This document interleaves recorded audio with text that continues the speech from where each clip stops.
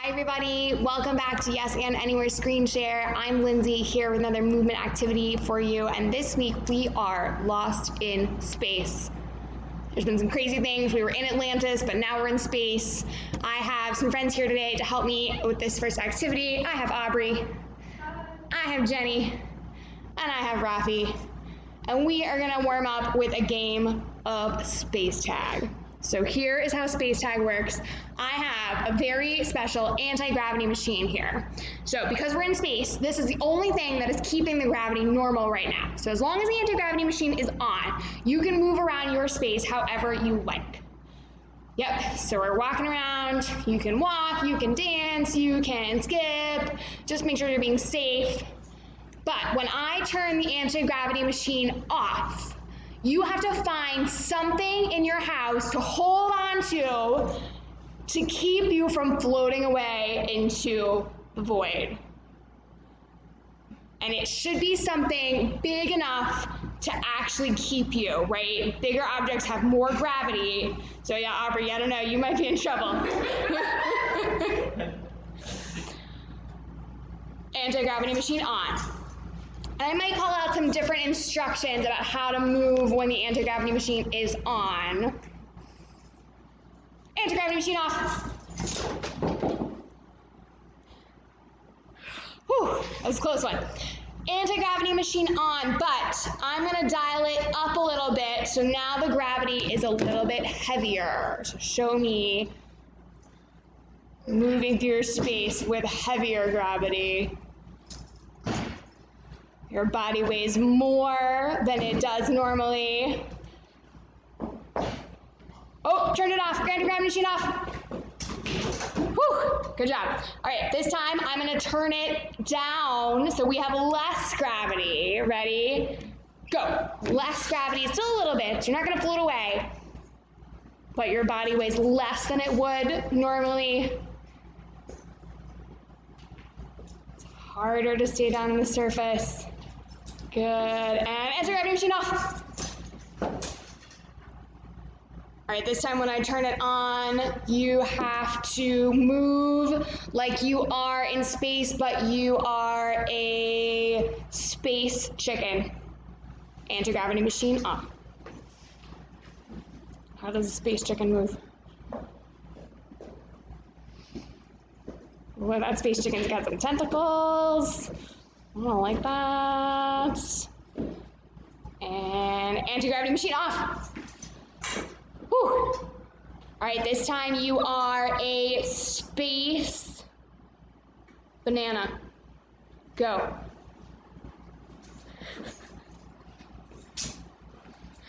What would a banana floating in space look like? Or maybe it's an alien type of banana. Anti-gravity machine off. This time you are a space tiger. Anti-gravity machine on.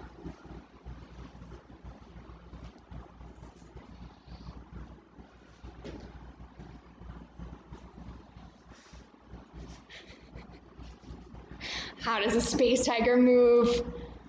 What does a space tiger sound like? Let me hear your space tiger sound. And anti-gravity machine off.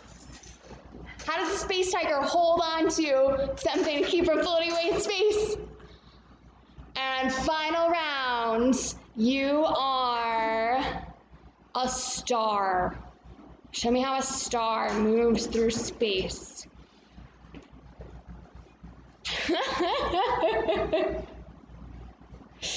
Jenny is a particular kind of star.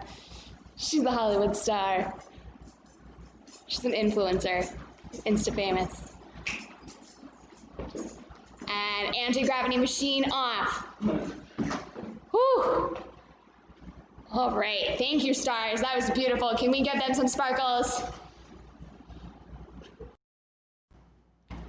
Now, this gravity machine actually looks like it has a bunch of different settings. So I think we probably need to test them all out because I don't know what the gravity is going to be on different planets that we might end up traveling to. So there are, it looks like 10 different settings. So 0 is the one we already tried, right? 0 is no gravity. So let's start there, and then I want to see what happens if we turn it up all the way to 10, so we can try all of the different settings. So we're at 0 right now, so let's try that out. What does it feel like when there's no gravity? Floating, there's nothing holding you down.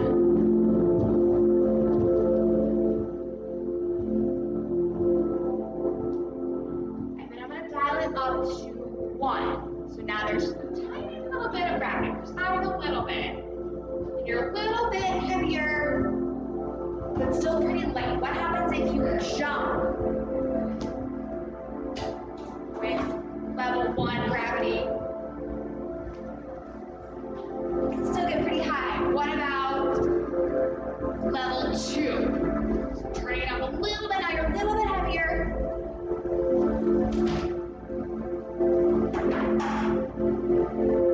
What about level 3? So 5 is going to be halfway, so we're not quite there. Level 3 is still pretty light, but getting a little heavier. What happens if you jump now? You're a little bit harder. And let's take it up to level 4. So we're almost back to what gravity would be normally on Earth, right? Level 5 is our normal Earth gravity. Let's take it up to 5. Alright, so level 5, now you're at normal Earth gravity. Should feel just like usual. What happens if you jump? Normal Earth gravity. Nice, and now let's take it up. So now we're getting heavier than we would be on Earth. So now we're at 6. Dialing gravity up. You're a little bit heavier than you would be normally on Earth. What does that feel like? What happens if you try to jump now? Is it harder to move your body? What body part feels the heaviest? Let's take it up to 7. So the highest setting is 10. So we're getting close. We're still not to that highest setting. Body weighs more than it does on Earth. Let's try that jump. Ready? Oh, it's getting harder. All right, let's go up to 8. We gotta test it out because we don't know. We could end up on a planet that has way more gravity.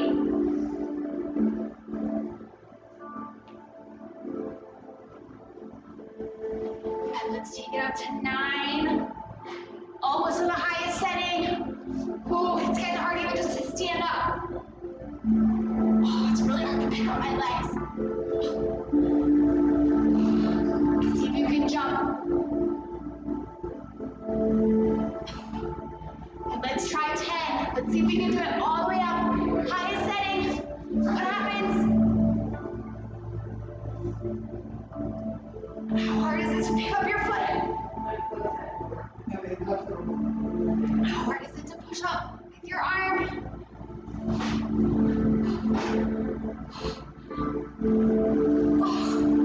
Okay, I gotta try this back down. Whew. All right, let's take it back to 5 for now. So we're back to regular Earth gravity. Whew. All right, great job, you guys. There's a couple more things that I think we need to practice and learn about before we get too much further into space. So I actually have a really special guest here with us today. This is Professor Douglas Adams, and he is a renowned expert on space. Everybody give him a wave. We're super excited that he's here. And he's going to talk to us about some things that we might need to know about how gravity really works in space when we get out there. We don't have this gravity machine to help us out here. Hello there. I am Professor Douglas Adams of Posh College at the University of Fancy Pants in Cambridgeshire, England, and it is my pleasure to introduce you to a sort of beginner's lecture on the nature of gravity in space. So the first thing we need to understand is that space is really, really big, and there's a lot of things in space, like for example, stars and planets and moons and astronauts and meteors. But compared with space, most of those things are very small. So we're going to explore the different sizes of things in space to start. So we're going to start with something extremely tiny. We're going to start with something like an astronaut, just a human being out in space. And based on the size of space, a human being is very, very tiny indeed. So can you show me with your body what a very, very tiny astronaut in space might look like? Next, we'll think about the small things like moons and meteors, larger objects that float through space and take up an orbit of their own around other bodies. If that doesn't make sense yet, don't worry, we'll explain it. These are our medium-small objects.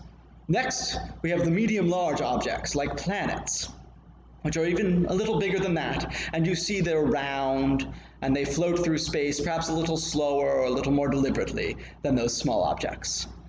And finally, we have the very large objects like stars, which are so big that they don't seem to necessarily move at all, but stay in one place, though they might spin around themselves just in a circle, moving through space.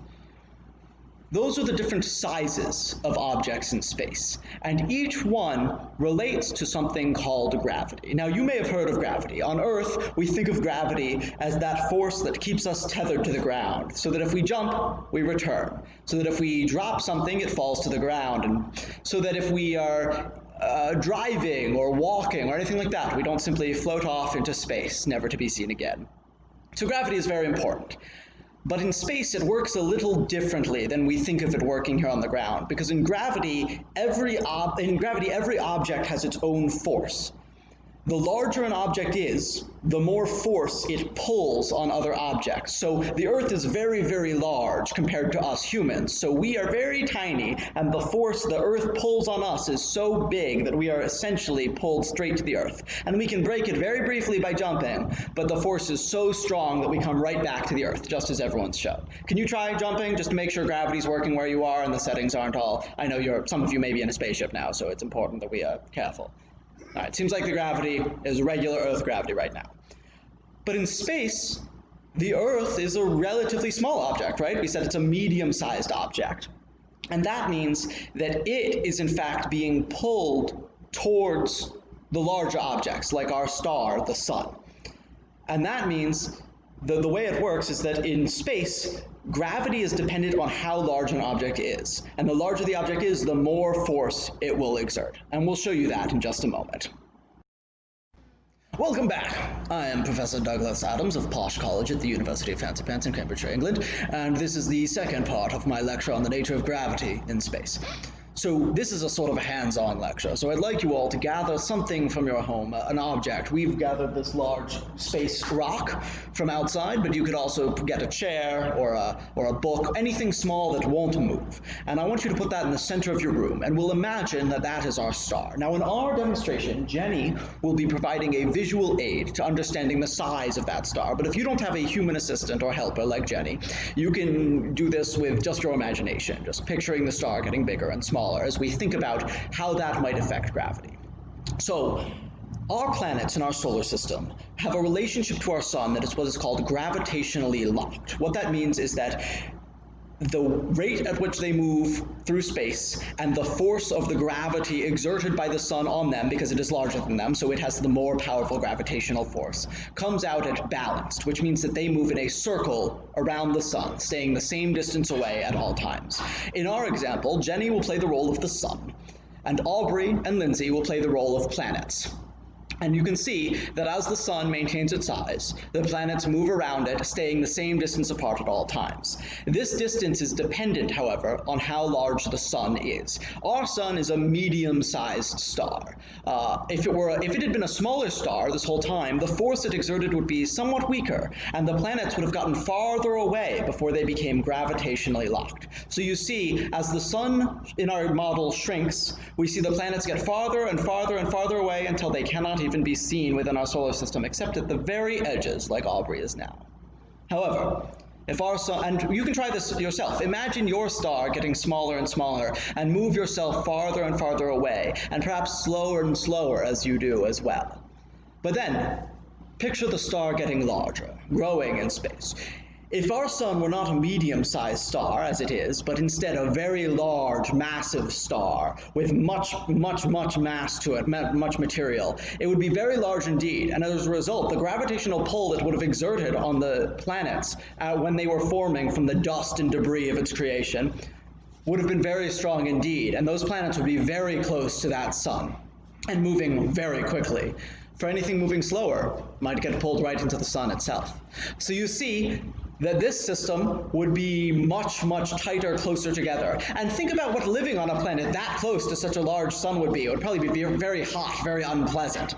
Luckily, we live in that middle ground of that regular-sized star that Jenny will demonstrate now, where our planets are at a nice, comfortable level, perfect for human habitation, and indeed the growing of lovely plants like my favorite food, the potato. Thank you all. This has been the second part of my lecture on gravity. Whew, that was a lot. Did you guys get all that? I think I got it all. I'm really glad that we had Professor Douglas Adams be able to come speak to us. I think to practice and just make sure that we've really got everything, let's play a quick game. So I have my friends back here helping out again. Rafi's gonna be a tiny object in space. Jenny's gonna be a medium-sized one, and Aubrey's gonna be a really big star with a lot of gravitational pull. So I'm gonna get my jetpack ready, and I want you to try this with me. So I'm gonna move to each of these different sized objects, and I want you to show me what gravity would look like around that object. So if it's small, what speed and what size would the orbit be? If it's medium, what would it be? And if it's big, what would it be? All right, let's try it. So if I'm going around the small object, right, my speed would be slow, and my orbit would be big, because the small object does not have that much gravitational pull. Bummer, happens. But if I go over to the medium-sized planet, the Jenny planet, then my orbit gets a little faster and a little closer, right? Can you show me moving medium speed and a little bit closer, and you can move around your object that you have in the middle of your room, or just move around your space? And then if I go to the really big planet, the outer planet, then I get sucked in, and I'm moving really fast and really close, right? Because she has the most gravity. Can you show me moving really fast in a tight orbit? Whew, okay, I gotta wait for that planet. Whew. All right. Do we think we got it? I think I got it. We might need to know that. I don't know what kind of planets we're going to be going to this week, so keep that in your brain. Thanks for dancing with us today, and we'll see you back soon.